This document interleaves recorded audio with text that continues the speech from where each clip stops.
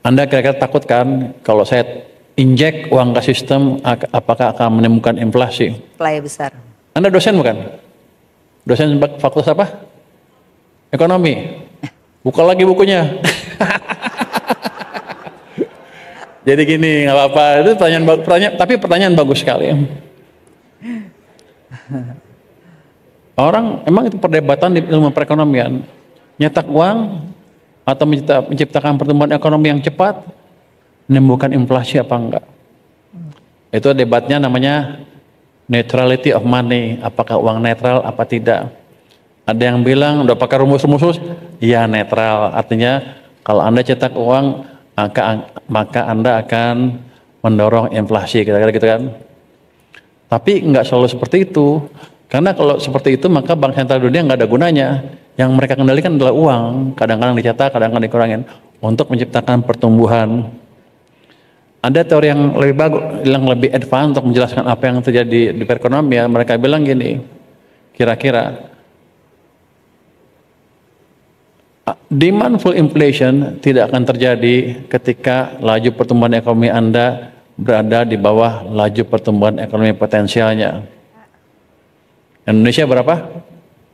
Kalau kata orang-orang 5, kalau kata saya nggak cukup. Kalau 5 itu tidak cukup untuk menyerap usia tenaga kerja yang masuk usia kerja setiap tahun. Sekarang 5, kenapa penganggurannya turun? Karena kerjanya informal kan. Desain ekonomi nggak seperti itu. Kita nggak mau warga negara kita kerjanya di informal. Kalau bisa semuanya kaya di sektor formal. Jadi kita harus ciptakan pertumbuhan yang lebih cepat. Hitung-hitungannya berapa? Jadi potensial growth-nya untuk sekarang mungkin 6,7%. Jadi kita harus tumbuh di situ. Apa tuh? Nilainya 10. Saya nilainya 10 katanya. Harus tumbuh di situ di 6,7 minimal untuk menyerap tenaga kerja yang masuki usia kerja di sektor formal.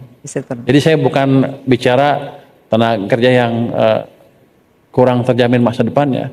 Kita ngomong yang sektor formal yang terjamin masa depannya. Kayak gitu.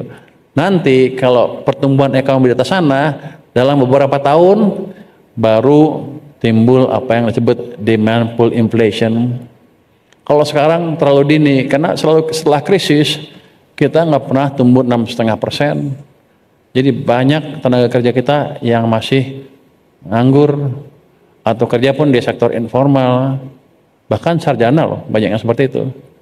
Jadi Anda nggak usah takut kita tumbuh terlalu cepat sekarang, justru kita harus tumbuh lebih cepat supaya kita semua bisa kaya bersama. Iya, terima kasih. Video di awal menunjukkan satu hal, Pak Purbaya pro bisnis, pro ekonomi terbuka, dan pro easy money. Kita buka dengan informasi yang bikin seger. Salah satunya untuk menjawab karena banyak yang bertanya, kok Bosman kritikannya ke pemerintah sekarang kurang, terutama 1 tahun terakhir. Yang gak berhenti nyerang hanya ke Termula aja. Namun 100% kebijakan Pak Prabowo bukan hanya didukung, bahkan dipromosikan. Ada apa? Sekarang kita tanya balik. Dalam konsep new mine yang mana yang tidak dipakai oleh Pak Prabowo sekarang? Misalnya BUMN ditutup, ide new mine. Kemudian SWF, Sovereign Wealth Fund, berbentuk Danantara. Sampai pergantian Menkyu ke Pak Purbaya yang mendukung prinsip printing money yang berunderlying aset keras dan produktivitas. Bukannya semua itu adalah bagian dari MMT, Modern Monetary Theory, yang digadang-gadang cara cerdas bernegaranya new mine. Semuanya teradopsi, bahkan lebih baik dari konsep yang diusulkan dulu. Nggak heran kalau Bosman ini mendukung 08 itu sejak tahun 2009. Sekarang makin ngegas ke depannya. Untuk itu penting kita terus memberikan masukan selanjutnya untuk kekuatan mata uang rupiah dan ekonomi kerakyatan. Karena kita ingatkan sekali lagi akan runtuhnya dolar. Sebentar lagi dolar akan runtuh. Kita harus kenal skenario keruntuhan berantai selanjutnya, di mana berakhirnya petrodolar hanyalah domino pertama. Ada baiknya kita jelaskan lebih rinci lagi di mana kita bisa ambil langkah strategis untuk menyalip di tikungan dan menjadi negara maju. Ini adalah peluang. Jangan terfokus terlalu berpolitik di dalam negeri. Jadi inilah rangkaian keruntuhan sejak petrodolar berakhir. Negara-negara minyak bisa menerima mata uang lain, di mana saat ini sedang terjadi. Negara pemegang cadangan dolar mulai menjualnya. Ini menyebabkan harga obligasi treasury-nya Amerika anjlok dan suku bunga dolar meningkat. Utang pemerintah Amerika menjadi tidak berkelanjutan. Dengan utang nasional mencapai 36 triliun dolar, satu-satunya pilihan adalah mencetak uang dolar untuk membayar hutang. Dan Amerika kalau melakukan hal ini akan runtuh ekonominya yang menyebabkan spiral harga upah harga dimulai terputar-putar itu. Jatuhnya nilai dolar akan menghancurkan kepercayaan. Orang mencari alternatif ke emas, kripto, mata uang lain, invest keluar dari Amerika. Dan ini semua mempercepat pelarian dari dolar. Hal ini adalah kegagalan sistemik yang memicu krisis keuangan, utang, perbankan, dan krisis politik dunia di mana stabilitas sosial itu bergantung pada kepercayaan pada mata uang. Dan kepercayaan ini saat ini sedang rusak secara real time.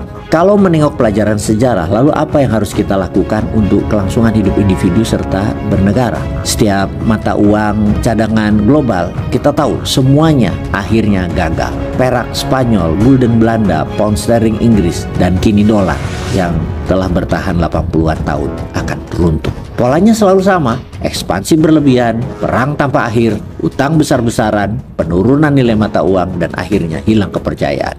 Perbedaannya kali ini adalah tidak ada penerusnya yang jelas. Kita menuju sistem mata uang yang multipolar, yang kacau. Saat krisis melanda Amerika, akan terjadi penyerbuan terhadap keluarnya dolar. Pemerintah akan mencoba menghentikannya dengan kontrol modal, memaksa semua lembaga keuangan untuk membeli obligasi, melarang kepemilikan emas seperti di tahun 1933, dan menciptakan dolar digital yang sepenuhnya dapat dilacak dan dikendalikan oleh Amerika. Ini adalah taktik yang akan digunakan oleh pemerintah Amerika ke depannya, yang pasti akan gagal dan akan membuat uang dolar dengan cepat runtuh. Untuk bertahan, bagaimana? Kita harus melakukan diversifikasi dari aset murni berbasis dolar Amerika ke real estate, komoditas, mata uang asing, logam mulia, aset produktif lainnya. Sekali lagi, perjanjian petrodolar hanyalah trigger penyala alarm. Sejarah telah menunjukkan bahwa mata uang kertas tanpa underlying pasti mati, hanya aset keras berharga yang bertahan. Pertanyaannya bukan apakah ini akan terjadi, melainkan kapan. Dan jawabannya sekarang. Jadi langkah kita apa sekarang?